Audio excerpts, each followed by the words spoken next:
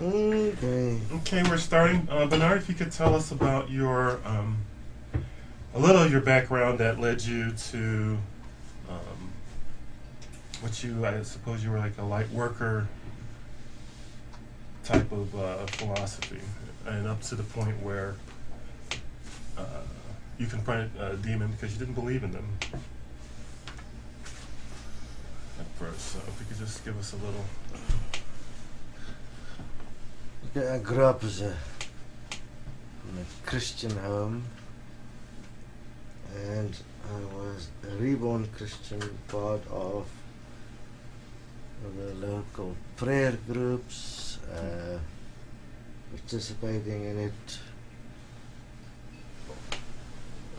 pretty much fully, meaning that I participated in everything, and I was absolutely convinced of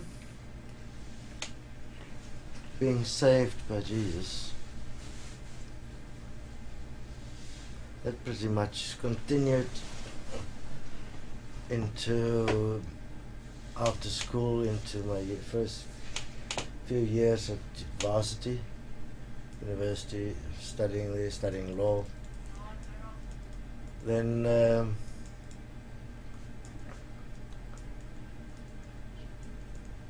the first time my curiosity was tweaked is I met a man that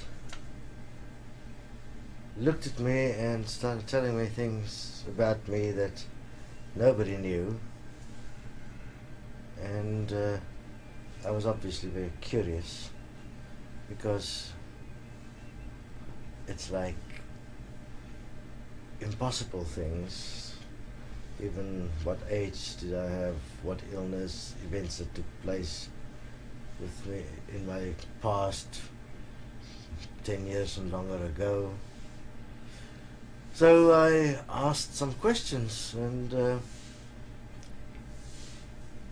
I didn't realize at that stage what was really going on. And he gave me a strange answer. He said to me, "You can read it in my eyes." So obviously I started doing some research, and the closest I could get was iridology, so I did some iridology courses, read the books of Jensen.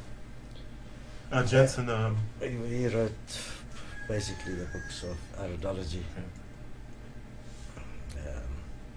And what was fascinating, in the eyes was a map of the physical body, where you could see if there was any form of disease brewing or a disease already manifested.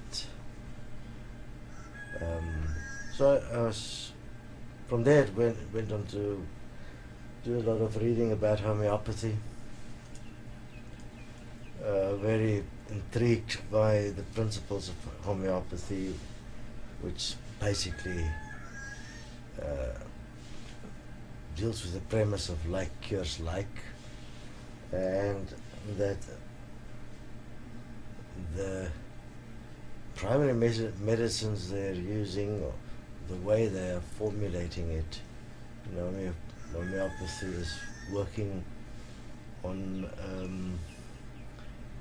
the spirit of the substance in a way. It's like an imprint more than a vibration, because even at an undetectable level, which means at the level where no vibration is measurable, the effect is still measurable. So obviously one must go and study yourself these things. You can read the books from Hahnemann, or have a look, especially from Europe. Homeopathy spread around the world, so, and it's basically utilizing what is here to assist with correcting dysfunctions. From there I was exposed one evening to a strange event. I was watching TV. At that stage, the very same man that I met has become my father-in-law. So I'm watching TV, and the next moment he said in a strange voice, "Put off the TV." So I put off the TV, and there was another voice speaking through the body. And that was the first time I was exposed unexpectedly to a deep trance medium. Then I only started finding out that he's been able to do that since childhood, and that he's done extensive research at University of the Witwatersrand in Johannesburg with people like Professor Haroff and Arthur Blacksley in studies of particularly materialization, healing, and related matters. And that they have actually been in sessions where materializations actually happened, which was observed by various of these scientists from the university. He was also utilizing his particular gifts during the Second World War in the service of the army.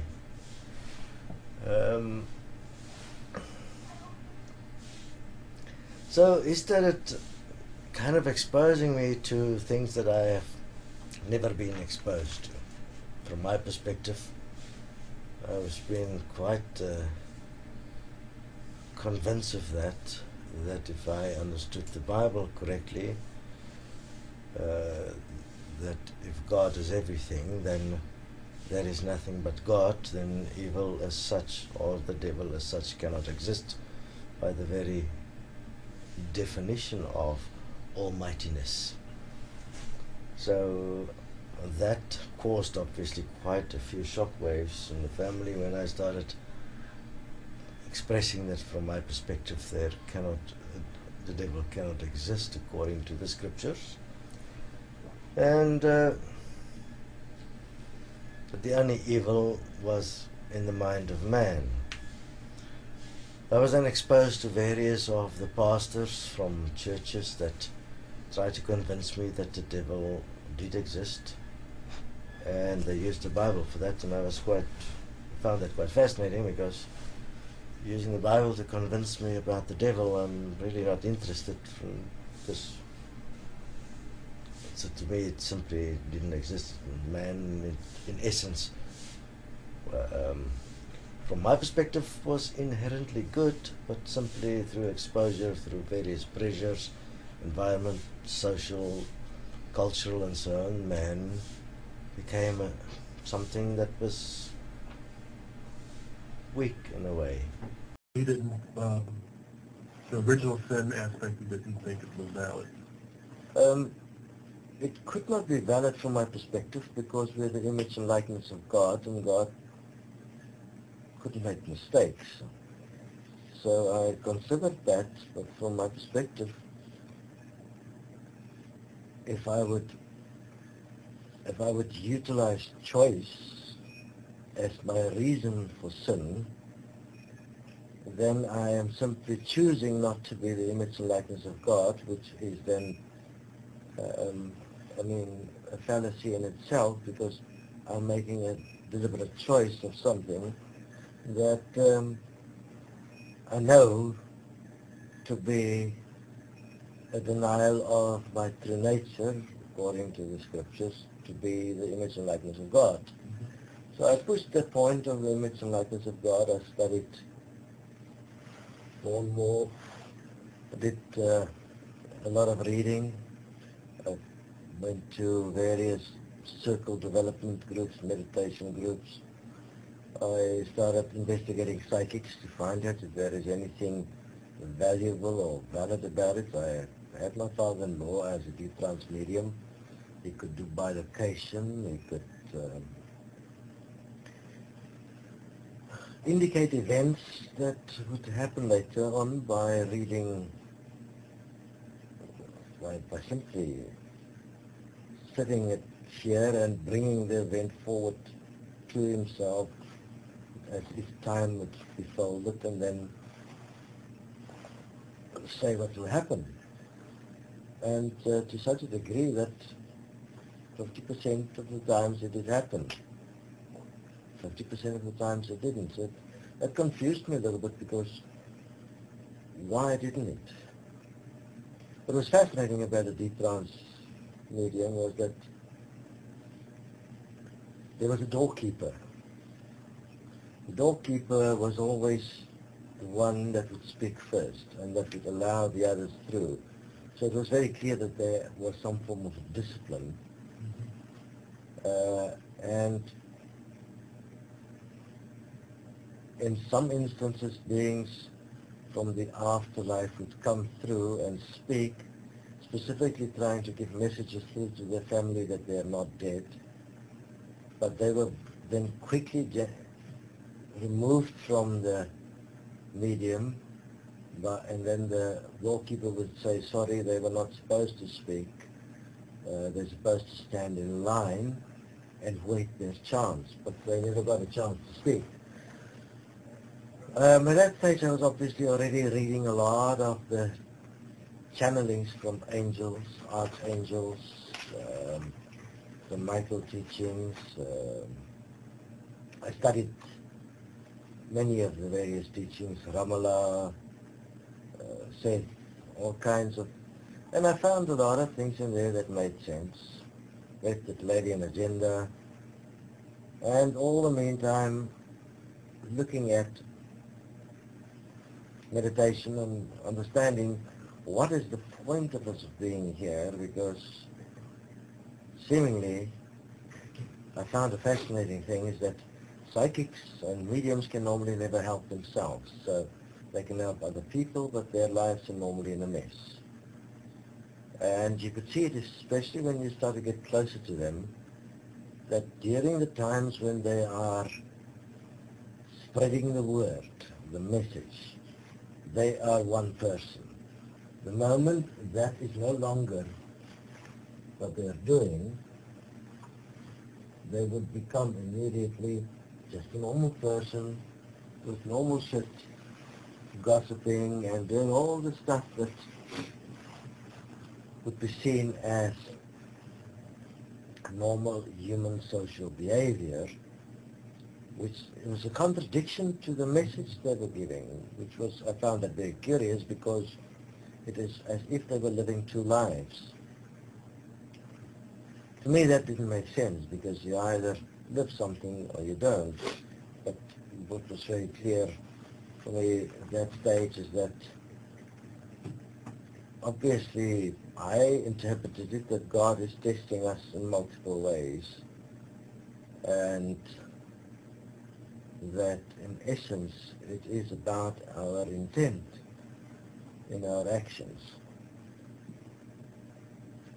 I had a fortunate experience after studying, as that I became a policeman. 4.5 years I was in the police force, trained in crowd control. I was a fraud detective, and I saw something there that was quite disheartening. I studied law, and I realized during my time in the police that there was no law, that there was no protection to the average man in any way whatsoever, and that there are people that are deliberately virtually evil. Now, how did that realization just creep up on you? Was it gradual process? It was gradually as I was working with people, and I had always a notion I would discuss things with even the criminal to understand their behavior, their reason why. And mostly they were either addicted to drugs, or they are greedy, they want a lot of money, or they're in financial trouble. violence mostly came from alcohol, which was the experience while I was in the police in terms of the cases we were dealing with.